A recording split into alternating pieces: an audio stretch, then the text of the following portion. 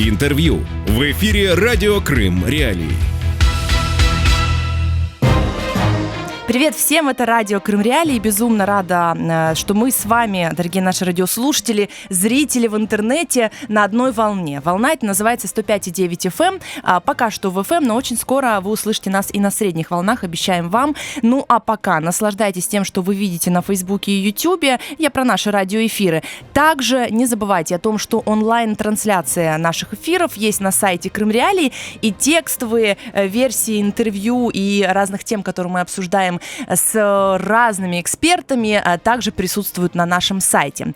С вами Катя Некречия, и мы продолжаем серию интервью с кандидатами в депутаты Украины на внеочередных выборах в парламент, которые состоятся 21 июля. Я напомню, что там в этих выборах будет участвовать ряд политиков, общественных активистов из аннексированного Крыма, которые переехали, часть которых переехала на материковую Украину после 2014 года. Кто-то уехал раньше, но, тем не менее, все эти люди, они выходцы из Крыма, и тут уже нам важно с вами понять, кто они, какой у них бэкграунд и какие цели в Верховной Раде Украины, если уж они туда дойдут. Ну и в списке партии «Голос» под номером 18 в народный депутат идет Рустем Умеров.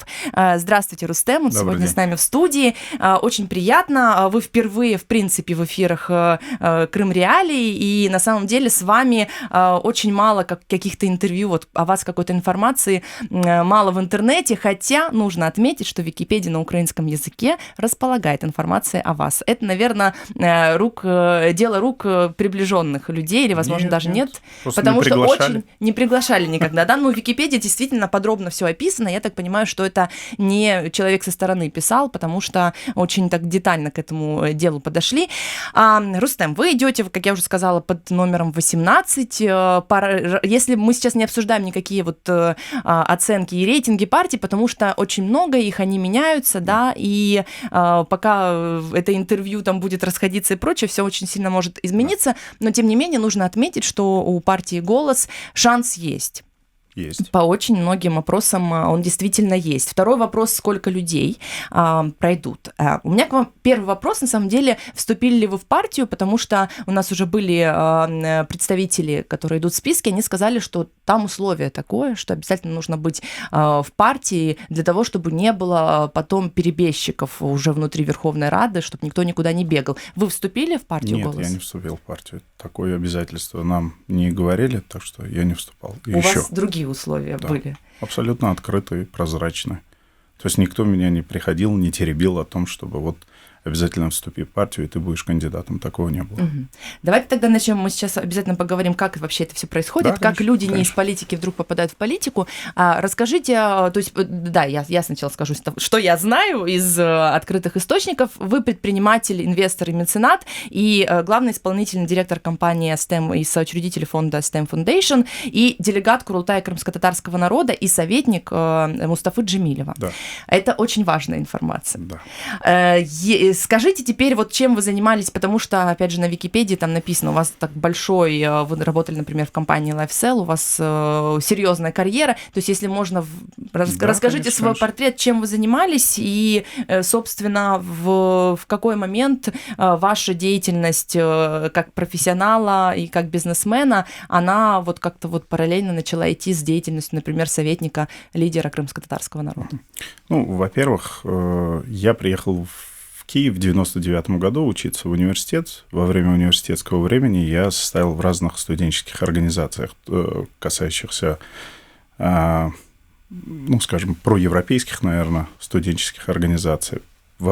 После того, как я закончил университет, я учредил Фонд развития Крыма. Наверное, это делал еще после окончания университета. 5 лет я это делал больше как общественно-политические. И вот в это время я познакомился как раз с Мустафа Ага и уже стал делегатом. То есть опыт делегатства у меня уже с 2007 года. То есть я и так народный депутат от крымских татар с 2007 года. А как это выборы тоже, да, происходили? Да, есть точно так же по списку, есть мажоритарщики, соответственно, я был в списке. В итоге ваш вопрос был, в студенческие времена занимался студенческой деятельностью, потом общественно-политической. К 2010 году уже, так как нужно было управлять рядом проектов, мы учредили Фонд развития Крыма, который начал заниматься институциональной поддержкой. Что такое институциональная поддержка? То есть у нас есть институт, это Меджлис, Курултай, Духовного управления Крыма. Соответственно, мы сфокусировались только на эти институты, то есть помогать этим институтам воплощать в жизнь их проекты. Соответственно, опыт, скажем, это не так, что я прибежал куда-то в политику, это просто в данный момент публично высказываюсь. До этого не приглашали, я и не высказывал. Но до этого вы не были кандидатом в народные депутаты. Да, согласен. Да, поэтому это не слишком интересно, наверное, было это более средством массовой широкая информации. тема, конечно. Вероятно, это так.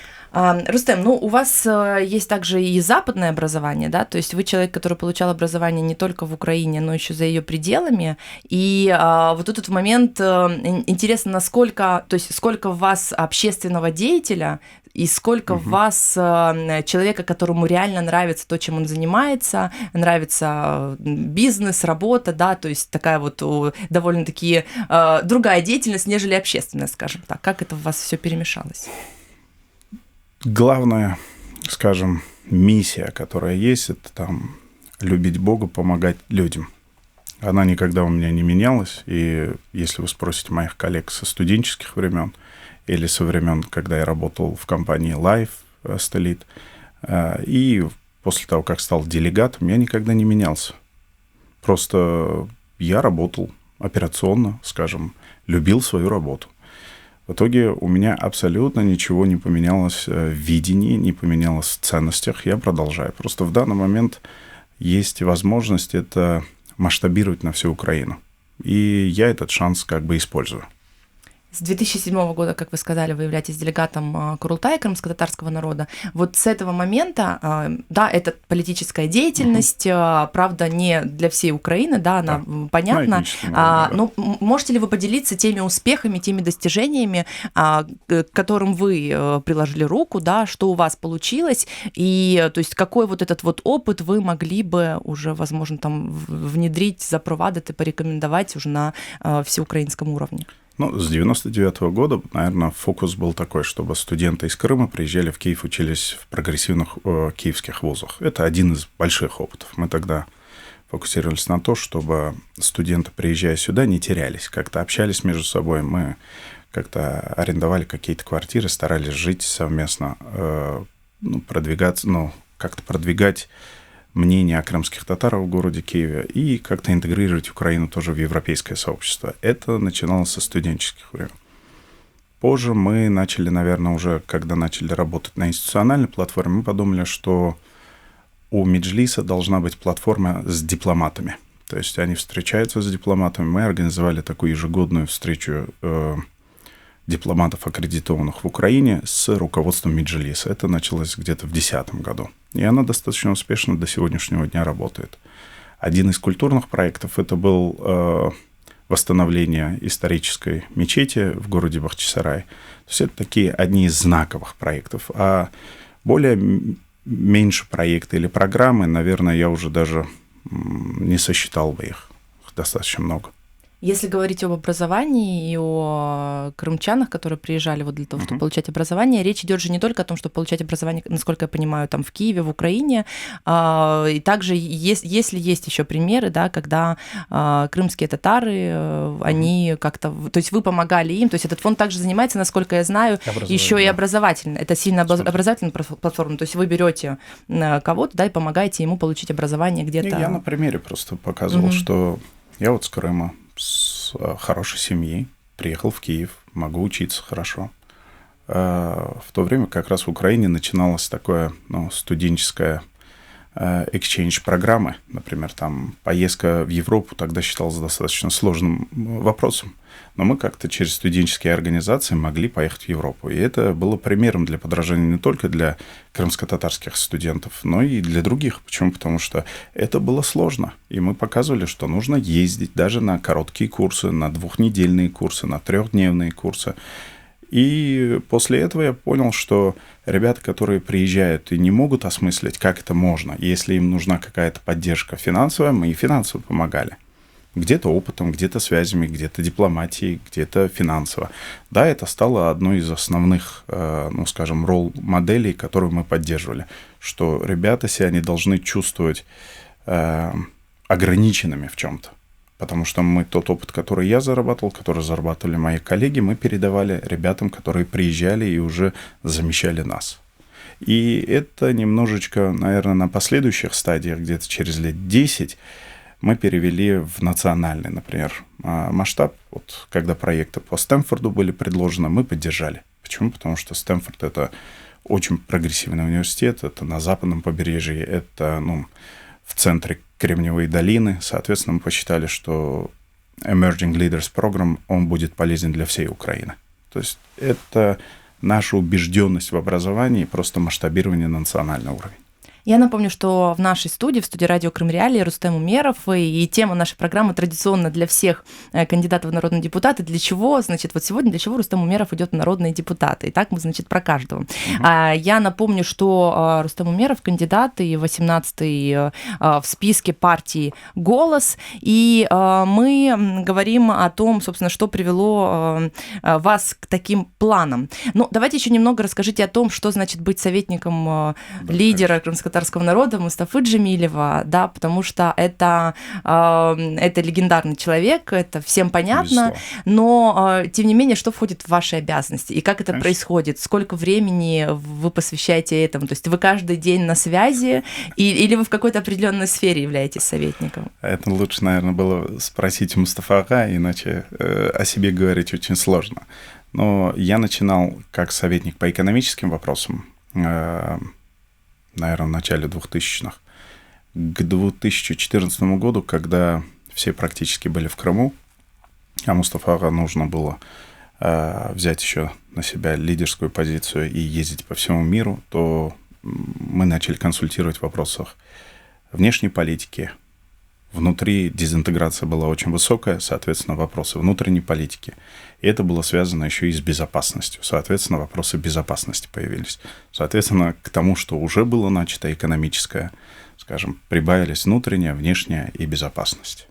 Вот эти 4 пункта. Достаточно широкий профиль. Мустафа ага легендарная личность. Да, но я имею в виду, что для вас. Ну, то есть, получается, что вы, конечно, являетесь... Я так понимаю, что, конечно, безусловно, есть несколько советников у Мустафы ага. Там много и советников, и помощников. Но да. у вас прям широкий профиль деятельности. А есть ли конкретно какие-то вот советы, которые вы дали, или какие-то решения, которые вы вместе принимали, которые мы видели? Я имею в виду вот я и наши слушатели, зрители. Знаете, у советника хорошее есть право, то есть советовать и не быть ответственным.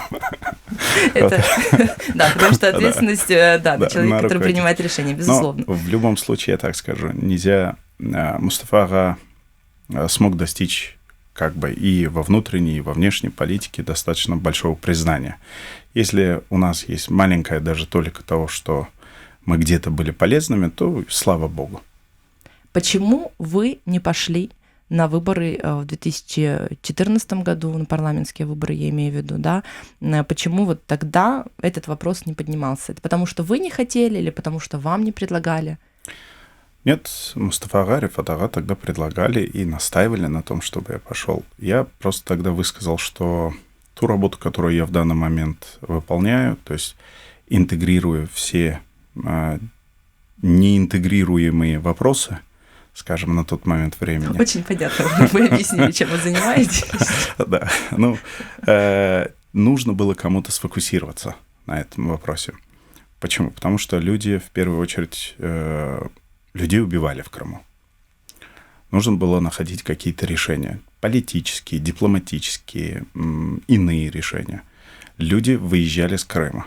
Они должны были реинтегрироваться как-то. И это большой кластер работы. Если кто-то работает политически, дипломатически, то кто-то еще должен операционно поддерживать это. И это была моя часть работы. В итоге принимаемое решение нужно втілювати в життя. Вот я этим и занимался. Соответственно, на тот момент времени я убедил лидера в том, что я буду полезен на этом участке работы.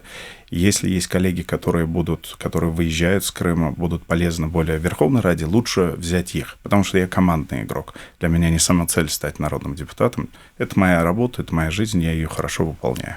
Ну, тогда еще была ситуация, и сам Мустафа Ага рассказывал о том, что больше политических сил предлагали больше мест для представителей крымско-татарского народа, а потом по факту получилось все немного не так, поэтому, то есть цели провести больше людей, они не реализовались из-за того, что политические силы не сдержали свои обещания.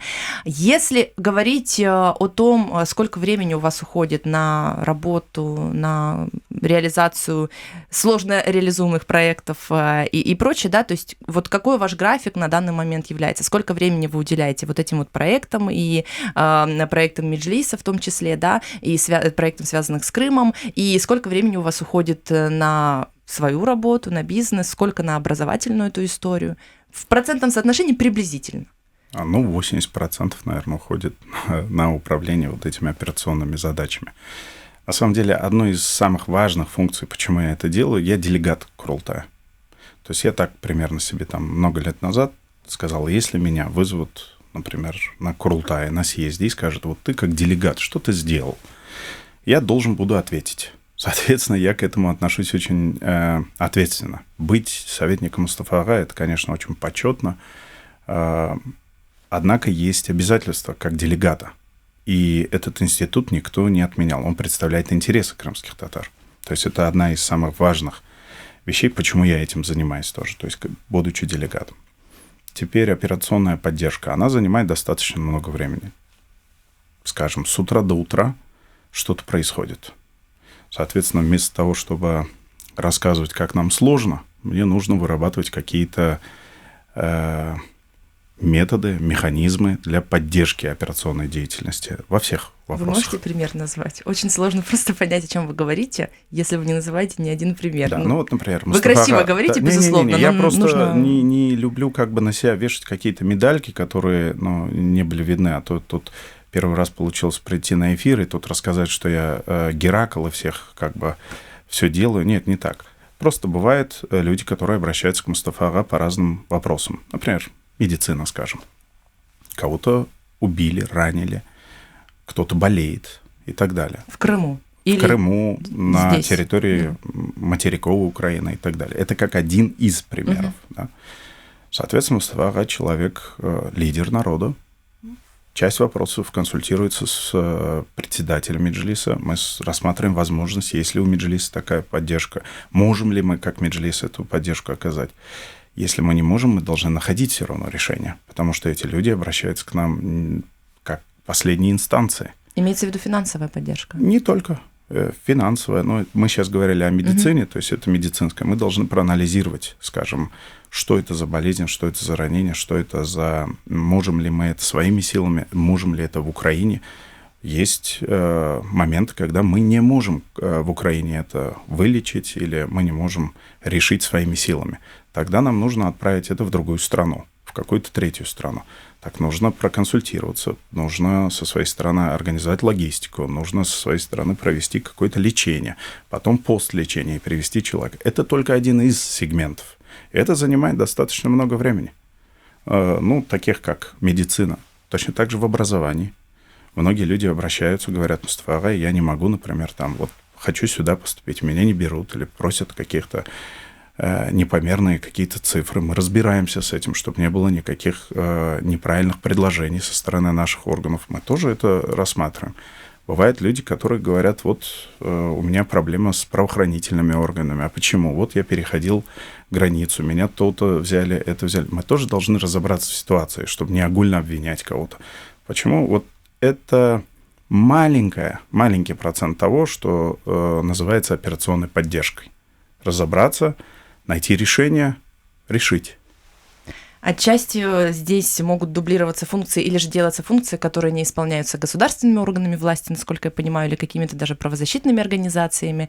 Но интересно, во всяком случае, пример обрисовали, уже понятно. Вы говорите, что вы 80% времени уделяете этой работе, это значит то, что вы, в принципе, можете не работать 80% своего времени, и у вас все выстроено так, что все работает на вас, насколько я понимаю. Знаете, в бизнесе очень все понятно. Слава богу, практически с 2010 года я сильно операционным управлением не занимаюсь. Стратегическим, может быть, но не операционным. Операционным занимаюсь именно в своей общественно-политической деятельности. И я вижу, что там нужна эта поддержка. Потому что в бизнесе очень все понятно. То есть математика, цифры, клиенты, процессы, они выстроены. И, слава богу, очень суперсильная команда, которая, слава богу, намного лучше меня все понимает, намного лучше меня во всем разбирается. И мне в этом повезло. В процессе общественно-политической деятельности здесь у нас это опыт, это испытание. 2014 год никто не ожидал, никто не знал, никто не понимал. Мы быстро перестраивались к изменениям, и мы адаптировали как себя, так и процессы, так и людей. Соответственно, это заняло и время, и пришлось уделять внимание. Вот из-за чего я там. Рустем, мы с вами подходим к тому важному моменту, когда нужно, чтобы вы рассказали, я прям, знаете, это не допрос, но интересно, чтобы вы рассказали, переформулирую, о том, как все-таки вы решились идти и принимать участие в внеочередных парламентских выборах, которые вот уже 21 числа состоятся. Да, то есть это опять-таки, предложение от Мустафы Джемилева. Это ваша инициатива, которую вы проявили? Или вообще все началось с того, что политические силы начали делать какие-то предложения на этот счет лично вам? Вы знаете, у нас нет регламента, что советник может, наверное, он может все рассказывать, может и ничего. Соответственно, наверное, у нас был Мустафа Джемилев на интервью, он немного тоже о вас рассказал, поэтому да. Я не знаю, что, надеюсь, чтобы я не подводил Мустафа. Мы сейчас проверим, совпадает ли, в общем-то, ваша история. Оно 100% совпадает, просто с какого ракурса или с какого момента вы хотите вы это рассказать. Вы очень осторожно высказываетесь. Нет, давайте так скажу. Как мы было? консультировались, то есть вопрос был такой, что подходят выборы, мы как-то принято было, что Меджлис никогда ничего не просит. Я не видел, чтобы когда-то что-то Меджлис или лидер кого-то просил. Соответственно, здесь есть кадры, которые называются советники, помощники. Высказывают, говорят, здесь необходимо принять какое-то решение, потому что люди интересуются. Некоторые партии приходили к нам, интересовались. Вот говорят, мы хотим, чтобы крымские татары нас поддержали. Мы хотим, чтобы лидеры крымских татар нас поддержали. И мы скомпоновали эти все вопросы и пришли к Мустафа-ага, к Рифат-ага, к зампредам. Говорим, что накануне выборов лидеры вот таких партий заявили желание взять в свои списки крымских татар. Как вы на это смотрите, если мы организуем встречу с этими лидерами? Мы организовали встречу, лидеры тех партий высказали свое мнение, как они видят, что они видят.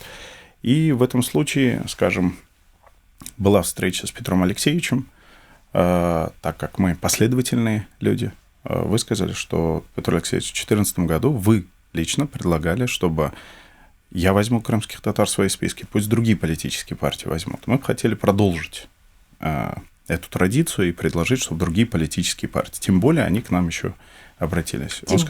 Тем более Меджлис поддерживал Петра Порошенко на президентских выборах и сделал это достаточно публично и достаточно прямолинейно, если можно так сказать. Согласен, но здесь вопрос заключался в том, что мы со своим союзником, партнером обсуждаем вопрос о том, чтобы расширить поле. И в этом случае мы высказали, что институт, вероятнее всего, как институт крымских татар Меджлис, не сможет поддерживать тогда одну политическую партию. Если мы можем взять на борт много людей, пожалуйста, но здесь, скажем, лодка ограничена. Соответственно, мы бы хотели, первое, мир изменился, Украина изменилась. Мы тоже хотели бы предложить, потому что есть не только предложения партии, но и есть наши коллеги, которые внутри говорят, Мустафа, например, Рифат-ага, вот там меня пригласили с этой политической партии, как вы смотрите? Это все демократические силы, соответственно, они не были против.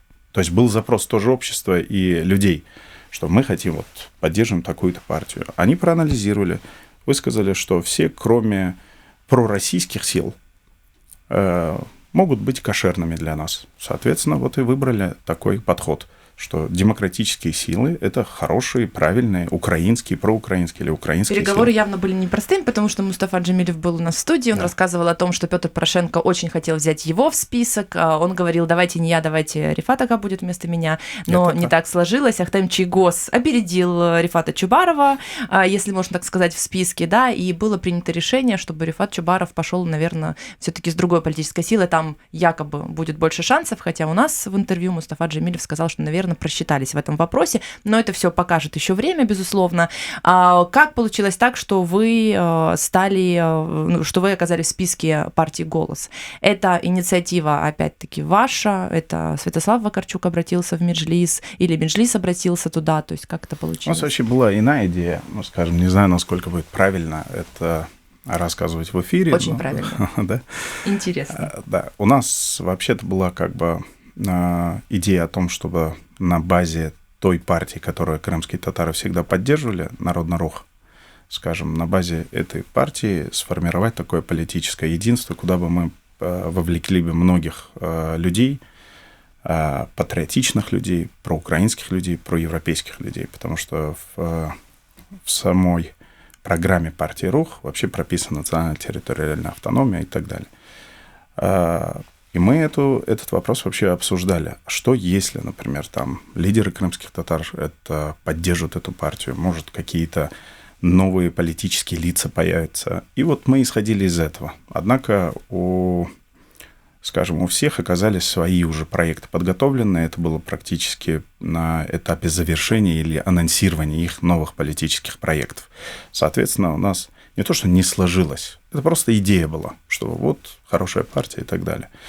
Но обсуждая эту идею с рядом молодых, скажем, руководителей партии или лидеров партии, мы пришли к тому, что вот вы знаете, хорошая идея, отличная, вы вот последовательные люди, но вот у меня есть новый проект, я бы хотел, чтобы крымские татары поддержали. И вот, наверное, из-за этого получилось, что Мустафа ага, Рифат ага рассмотрели и сказали, да, у нас есть теперь несколько политических сил, которые хотят пригласить нас. И ввиду того, что я был знаком со Святославом, он высказал, я хотел бы, чтобы крымские татары обязательно поддерживали «Голос» по причине того, что у нас есть в программе такой пункт политической нации. Политическая нация без коренного народа Крыма, она тоже невозможна. Соответственно, нам это нравится, мы это поддерживаем. У него есть, в партии «Голос» есть человекоцентричность, верховенство права. Это близкие к нам ценности. Соответственно, в этом случае было предложение Святослава, чтобы я пошел, и мы предложили еще ряд кандидатов, которых они уже выбирали по рейтингу. Угу. Нам рассказал Мустафа Джамилев в прямом эфире, мы сейчас делаем программу записи, а с ним мы общались в прямом эфире, о том, что, потому что это вопрос, что в «Слуге народа», в президентской партии нет представителей крымских татар, то есть нет, в принципе, никого, а из крымчан только Лиза Багутская, с которой у нас также должно быть интервью. Он рассказал о том, что в «Слуге народа» хотели нескольких человек, крымских татар, к себе в список, но они обратились уже, вероятно, после договоренностей ваших с «Голосом», и Рустема Умерова в «Слуге народа» хотели видеть. Это правда. Я не знаком ни с президентом, ни с теми людьми, которые вели эти переговоры. Я не в курсе этих переговоров, но нам сообщили о том, что рассматривали кандидатуру. Но да, после практически того, как мы договорились уже идти с партией «Голос». То есть это правда. А сообщили, кто сообщил? Просто мне неудобно будет, наверное, говорить, так как это не получилось. Это официальный источник. Агенты, знакомые? Не, в коем случае. У нас есть советники, которые ведут, скажем... Вам сообщили, сделав предложение? Нам сообщили, проконсультировавшись с нами. То есть коллеги, наши советники, которых мы знаем более 10 лет, высказали, что мы общаемся вот с коллегами, которые вот из партии или с команды президента, они рассматривают, скажем, кандидатуры, и вот одна или две кандидатуры у вас есть, которые мы хотели видеть в своем списке. Одна кандидатура – это Рустем Умеров, и еще одна? Еще одна была кандидатура. Я просто не знаю, что Мустафа рассказал, мне неудобно у нас будет. звучали... Так вы говорите правду, почему я вы только так? правду говорю. Но это была Эмине Джапар или Тамила Ташева? Нет. И не Эмине Джапар, и не Тамила Ташева? Нет. Там были две личности со своей стороны, по которым они серьезно рассматривали кандидатуры. Мы как бы высказали, да, конечно, мы не против, только, пожалуйста, скажите, первое, в каком списке, то есть номер по списку или в каком месте списка.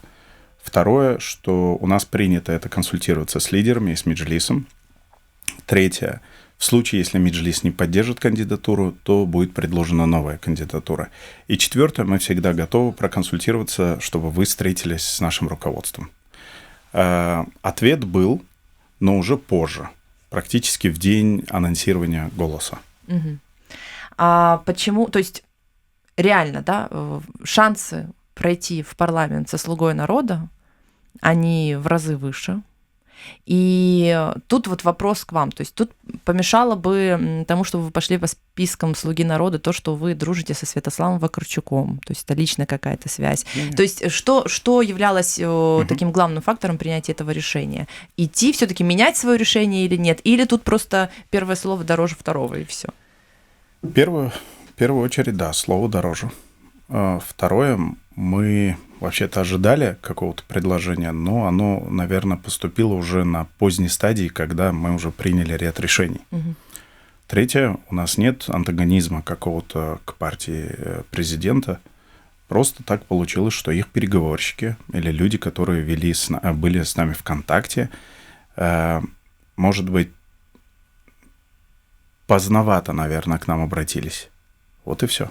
То есть здесь нет антагонизма. Просто так получилось уже по времени, раз мы сказали кому-то, что мы идем, скажем, мы идем вперед. Мы последовательные люди. А если бы «Слуга народа» сделали приглашение в свой список вам раньше, чем это сделал Святослав Вакарчук? Это я же высказывал, что у нас есть процедура, которая должна обязательно пройти. То есть это должно быть обсуждено с лидером, с председателем, с зампредами, с Меджлисом. Каким бы было уже коллегиальное решение? Да, коллегиальное решение, да. То есть это коллегиальное решение. Рустем, скажите, чем вы собираетесь заниматься, если уж так в Верховной Раде, если уж так случится, что вы туда пройдете по спискам партии «Голос», да, то есть за какие направления вы отвечаете, потому что, вот, например, Саша Дворецкая нам рассказывала, что практически ежедневно происходят какие-то встречи в «Голосе», и все обмениваются, каждый в своей сфере обменивается знаниями, то есть это как такой тимбилдинг в том числе происходит, да, что это очень интересно и прочее, прочее. Участвуете ли вы в таких собраниях партий, и, собственно, за какие направления вы будете отвечать, и какая ваша цель? Исполнить волю вообще решения коллегиального Меджлиса, да, быть одним из представителей крымско-татарского народа и Крыма, в принципе, в этой Верховной Раде, или есть еще какие-то цели, кроме вот просто вот таких вот номинальных?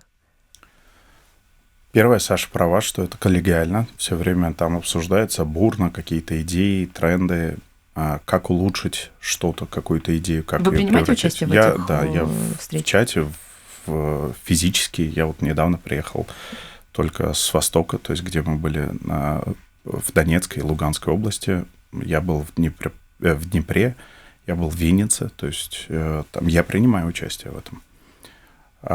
Чем бы хотелось заниматься? Ввиду того, что у нас очень сильная, скажем, правозащитная группа, то есть достаточно, Мустафа ага, Рифат ага, Ахтем ага, есть достаточно сильные люди, которые занимаются внутриперемещенными лицами. Это Тамил Ташева, это Саша Дворецкая.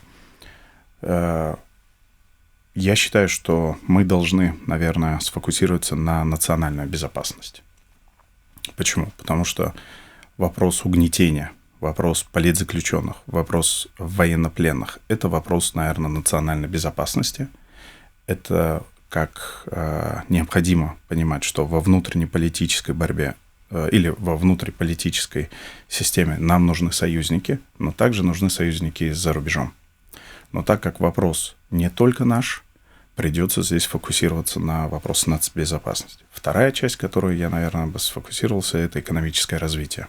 Либеральная экономика, инновационность – это то, что я понимаю, то, что является важным для нашего совместного будущего. Наверное, вот эти два пункта. Но вот про инновационность Расскажу. Президент Зеленский, Владимир Зеленский, любит тоже вот эти вот все современные штуки, да, и говорить об инновациях и прочем. То есть здесь, наверное, схожи ваши где-то в чем-то могут быть взгляды, что все должно как-то становиться современнее, тем более кабинеты власти. Мы же видим, что президент Зеленский вот хочет даже сменить место работы президента Украины и переехать в какое-то более современное здание. Правда, пока, в общем, выбрали здание, которое на Европейской площади, Украинский дом, да, но, тем не менее, вот эти вот тренды с молодым президентом, эти современные тренды, они звучат периодически. Здесь... Как вы видите сотрудничество с другими политическими силами, если уж вы войдете с теми силами, которые войдут также в парламент, вне зависимости от того, поддерживал ли Меджлис там Зеленского на президентских выборах и прочее, прочее. То есть если какие-то уже, может быть, контакты, ну, не дружеские, но какие-то вот нормальные отношения с представителями из разных политических сил, что дает вам надежду или уверенность в том, что в Верховной Раде, несмотря на то, что вы в разных списках партий, будет какое-то сотрудничество, вот даже в тех вопросах, которые вы назвали, по национальной безопасности, да, в том числе. Ну, в первую очередь, я представитель народа, я представитель региона, я представитель, не сильно люблю это слово, юго-восточного региона. Я на самом деле больше ценностей имею или больше общего, чем отличительных черт каких-то. Соответственно, есть какое-то консервативное мнение о нас, что мы там вот только вот за одну партию или там только вот принимаем решения, там, когда Меджлис говорит, нет, это все должно быть рациональным. Меджлис очень рациональный институт. Если есть проукраинская позиция, если есть проевропейская позиция, есть пронатовская позиция, мы поддержим. Теперь, если есть партии, которые не придерживаются этого, видимо, я личностно, я партийно не буду этого придерживаться. Почему? Потому что это мне далеко. То есть здесь нет таких вот, с кем-то я вот изначально не буду там кооперироваться и так далее. У меня нет. Вот самое главное – это ценности, что мы должны сделать Украину сильной, экономически сильной, политически, верховенство права. Это для меня важные вещи. Ну, я не думаю, что туда народные депутаты идут для того, чтобы противостоять этому. Ну, видимо, я, может, мало чего знаю или мало у меня опыта, но я считаю, что у нас больше ценностей, то есть больше соединительных вопросов. Вы назвали свои цели, но там не прозвучало ничего про современный Крым, я имею в виду без политических заключенных, я имею в виду людей, которые живут в аннексированном Крыму, но которые не сталкивались или же даже, может быть, не знают, что происходит в правозащитной сфере на территории полуострова сегодня. Да? Нас слушают в Крыму, это наша главная аудитория, и слушают люди с разными политическими убеждениями, понятное дело, но что для современного Крыма вы, как представитель Крыма в Верховной Раде Украины, готовы сделать, видите, что нужно сделать, какие-то вопросы поднимать. Ну, например, это там вопросы, на которых часто и спекулировали, которых как-то волнами обсуждались, там закона про коллаборацию и прочие вещи. Да? То есть какие ваши основные движения, основные месседжи относительно Крыма вот всего, не только правозащитной деятельности, да, но вот глобальной истории с полуостровом? Знаете, сложно тем вот слушателям вашим, которые в Крыму, объяснить, что ввиду того, что сейчас такая ситуация, мы являемся их представителями. Почему? Потому что они нас не избирали, и у них отняли это право. Соответственно, основной месседж, который я хочу сказать, если они позволят, скажем, со своей стороны представлять их голос, для нас это большая честь. Мы представляем свой регион, мы оттуда, мы с Крыма. Одновременно мы нашей целью ставим деоккупация. Мы хотим вернуть себе то, что было силой у нас забрано. Это наша цель.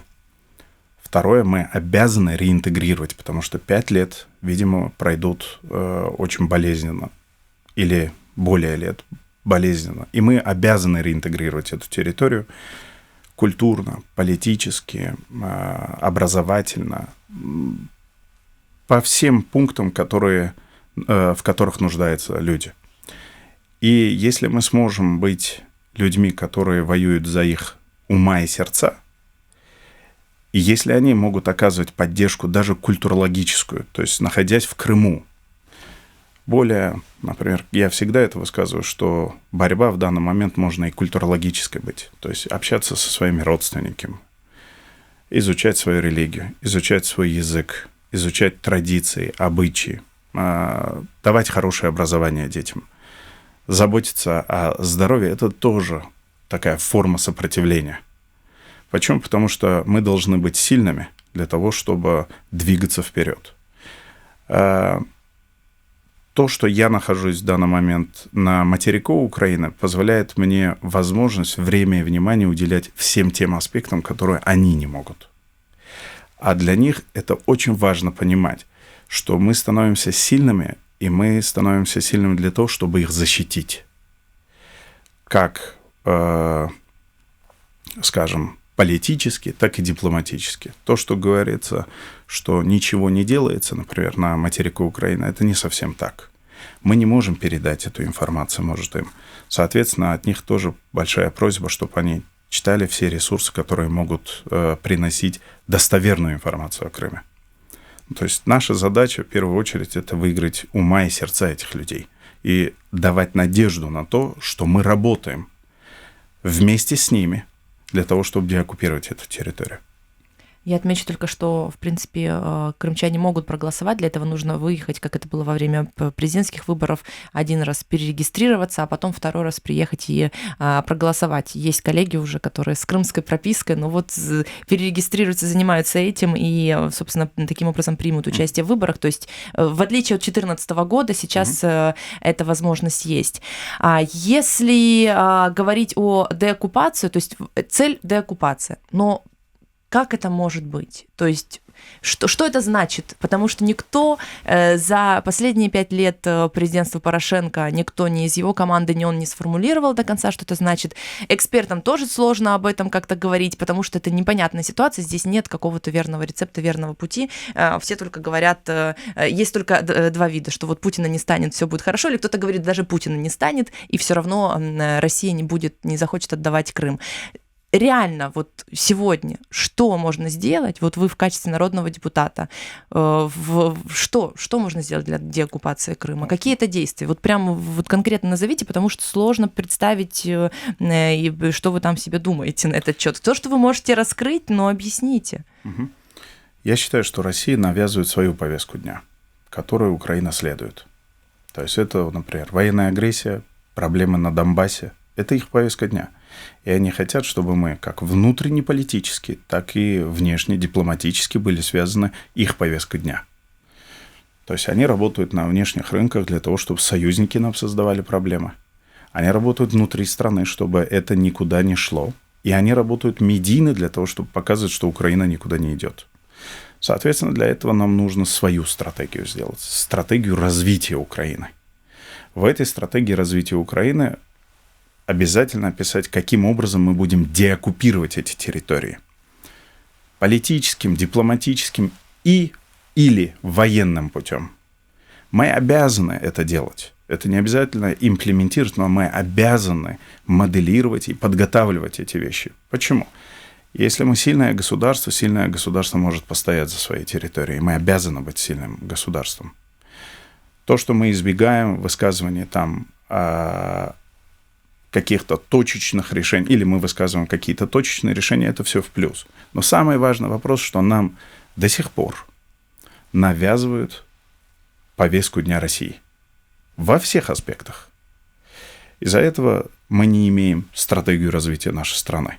Из-за этого сложно отвечать на ваш вопрос, что именно я собираюсь делать. Вот я именно собираюсь сфокусироваться на то, чтобы начать совместно с коллегами инициировать вопросы по началу написания этой стратегии развития страны. Точно так же стратегию деоккупации, потому что наши союзники спрашивают, мы вам помогаем, а у вас до сих пор эта стратегия.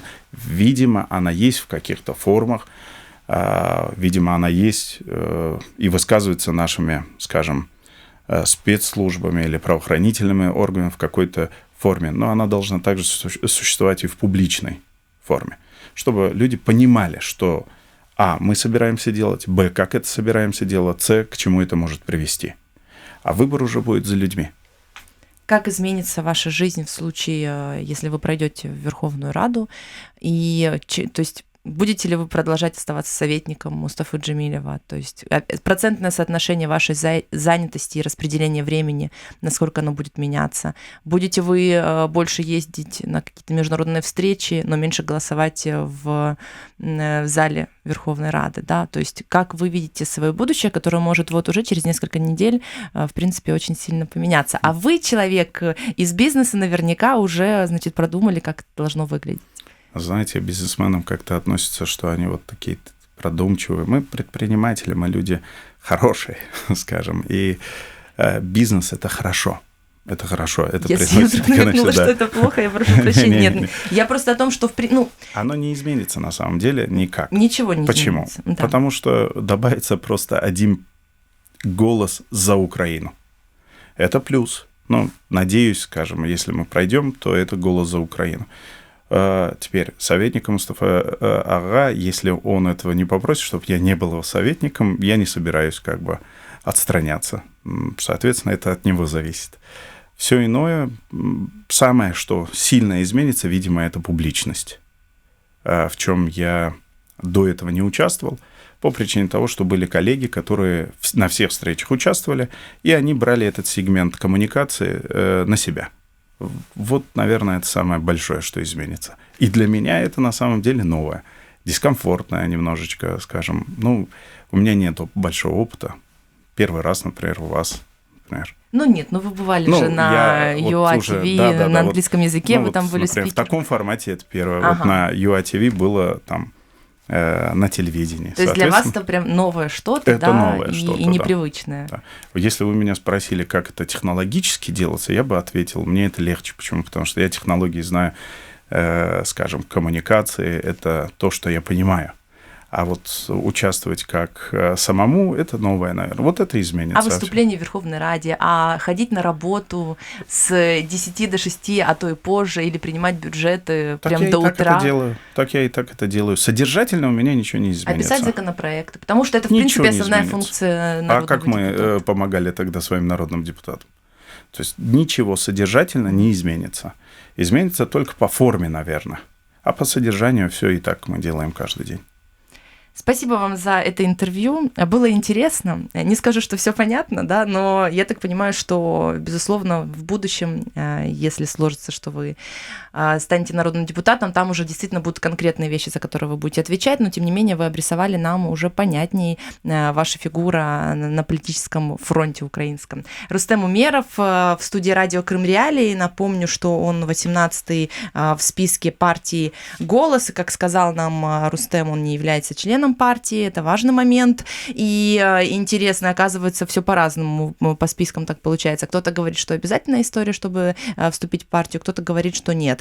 Но, тем не менее, мы продолжаем серию интервью с кандидатами в народные депутаты Украины, выходцами из Крыма или с людьми, которые как-то связаны с Крымом, были в какой-то период своей жизни. У нас такие, возможно, тоже будут в этом эфире. Все это архивируется, сохраняется на сайте Крым Реалии. Вы можете найти по имени, фамилии, загуглить у нас в поиске и найти, собственно, того или иного кандидата, что вы хотите о нем узнать. Мы максимально стараемся пообщаться со всеми. С вами была Катя Некречи. Не забывайте, что радио Крым Реалии для вас работает круглосуточно на 105,9 FM и на сайте Крым Реалии в онлайн-режиме. До новых встреч!